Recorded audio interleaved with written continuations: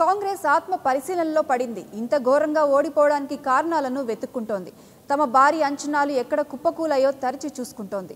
ఇప్పటి వరకు ఎంతో కొంత చరిష్మాతో నెట్టికొస్తున్న సీనియర్ నేతలు సైతం చతికిలబడడంతో జరిగిన పొరపాట్లను గుర్తించే పనిలో పడింది.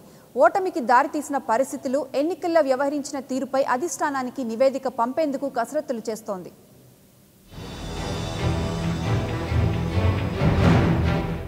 తెలంగాణ ఎన్నికల్లో కాంగ్రెస్ ఘోరంగా ఓడిపోయింది. రాహుల్, సోనియా లాంటి వారు వచ్చి ప్రసారం చేసిన తెలంగాణ ప్రజలను ప్రభావితం చేయలేకపోయారు. గెలవకపోయినా గట్టి పోటీ ఇస్తామనుకున్న కాంగ్రెస్ బడా నేతలు ఎవరికి వారే చతికిలబడిపోయారు. దీంతో లెక్కలు ఎక్కడ తప్పాయి, వాటమికి బాధ్యులెవరనే ఆత్మపరిశీలనలో పడ్డారు కాంగ్రెస్ నేతలు. కర్ణుడు చావుకు 1,00,000 కారణాలన్నట్లు కాంగ్రెస్ ఓటమికి అనేక కారణాలు ఉన్నాయని పార్టీ వర్గాలు భావిస్తున్నాయి. అసలు అభ్యర్థులను ప్రకటించడం దగ్గరే పెద్ద తప్పు చేసిందని భావిస్తోంది. టీఆర్ఎస్ ప్రభుత్వాన్ని రద్దు చేసిన వెంటనే అభ్యర్థులను ప్రకటించి ప్రచారాన్ని మొదలుపెట్టేసింది. అధ్యక్షుడు కేసీఆర్తో సహా నేతలందరూ తెలంగాణను ప్రచారాలతో చుట్టుముట్టేశారు. ఇదే సమయంలో కాంగ్రెస్ కూటమి పార్టీలతో కలిసి అభ్యర్థులను ఎన్నుకోవడంలో కాలయాపన చేసింది. రోజుల తరబడి మీటింగులు, చర్చలు, ఆ తర్వాత బుజ్జగింపులతో మొత్తం టైం అంతా వేస్ట్ చేసింది. దీంతో పోటీ చేసే అభ్యర్థులకు ప్రచారం చేసే సమయం లేకుండా పోయిందని, అందువల్లే కాంగ్రెస్ ఓడిపోయిందని పార్టీ వర్గాలు భావిస్తున్నాయి.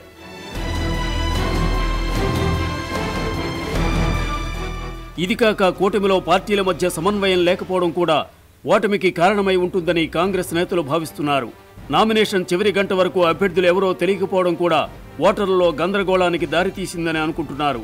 అది కాక ఏపీ సీఎం చంద్రబాబు నాయుడును తెలంగాణలో ప్రచారానికి పిలిచి పెద్ద తప్పు చేశామని కాంగ్రెస్ నేతలు భావిస్తున్నారు.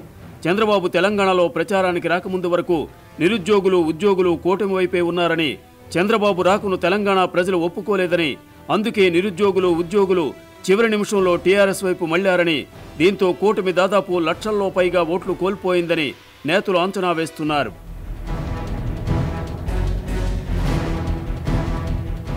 తెలంగాణలో చంద్రబాబుపై ఉన్న వ్యతిరేకతే కాంగ్రెస్ ఓటమికి కీలక పాత్ర పోషించిందని హస్తం వర్గాల్లో చర్చ జరుగుతోంది.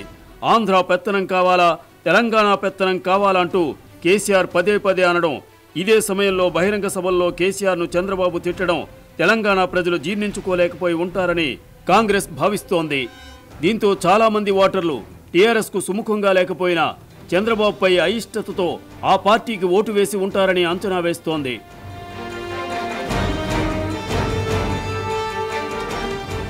ఇక మేనిఫెస్టోను ప్రజల్లోకి తీసుకెళ్లడంలో కూడా కాంగ్రెస్ విఫలమైంది. రైతులు, నిరుద్యోగులు, ఉద్యోగులు సహా అన్ని వర్గాల ప్రజలకు సంబంధించిన అంశాలతో కాంగ్రెస్ పార్టీ భారీ ఎన్నికల ప్రణాళికను తీసుకువచ్చింది. 2 లక్షల రుణమాఫీ సహా అనేక ఎన్నికల హామీలను రూపొందించిన పూర్తి స్థాయిలో ఈ హామీలు క్షేత్రస్థాయికి చేరలేదు. మరోవైపు కాంగ్రెస్ మేనిఫెస్టోకు ఏమాత్రం తగ్గకుండా 1-2 హామీలు మార్పులు, చేర్పులు చేసి తమ హామీలను ప్రజల్లోకి బలంగా తీసుకెళ్లింది టీఆర్ఎస్. మరోవైపు సంస్థాగతంగా కమిటీలు లేకపోవడం, కొత్త కమిటీల జాప్యం కూడా పార్టీ శ్రేణులపై ప్రభావం చూపింది. ఖమ్మం లాంటి జిల్లాలకు డీసీసీ అధ్యక్షుడే లేకుండా ఎన్నికలకు వెళ్లాల్సి రావడం సహా సంస్థాగత వైఫల్యాలు ఉన్నాయి. ఇక తెలంగాణ ఉద్యమంలో కీలక పాత్ర పోషించిన కోదండరాంను పక్కన పెట్టి చంద్రబాబును తెర మీదకు తేవడం కూడా కాంగ్రెస్ ఓటమికి కారణమై ఉంటుందని పార్టీ వర్గాలు భావిస్తున్నాయి. ఫైనల్గా కూటమి ప్రతికూల అంశాలను కేసీఆర్ తనకు అనుకూలంగా మార్చుకుని చంద్రబాబుకు, కేసీఆర్కు మధ్య జరుగుతున్న పోటీ అని ప్రజల్లో సెంటిమెంట్ మరోసారి రాజేసి ఫలితాలను టీఆర్ఎస్కు అనుకూలంగా మార్చుకోగలిగారని రాజకీయ వర్గాల్లో చర్చ జరుగుతోంది.